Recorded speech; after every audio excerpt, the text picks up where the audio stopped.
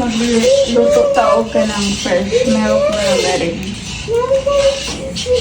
Dalawa lang kami sa Pinas na rin. Magbuhat pa po ka ng sweeties.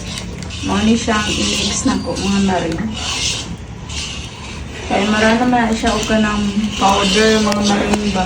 May man siya powder o nga mga marin. I-mix na po mga marin kaya para dili siya mahulog.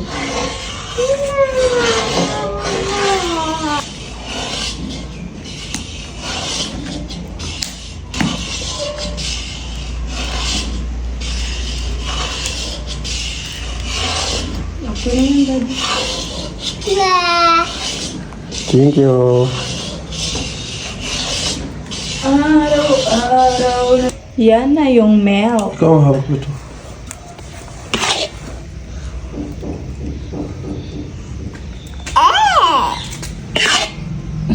Tang ni Kiran, parang gusto siya magkain.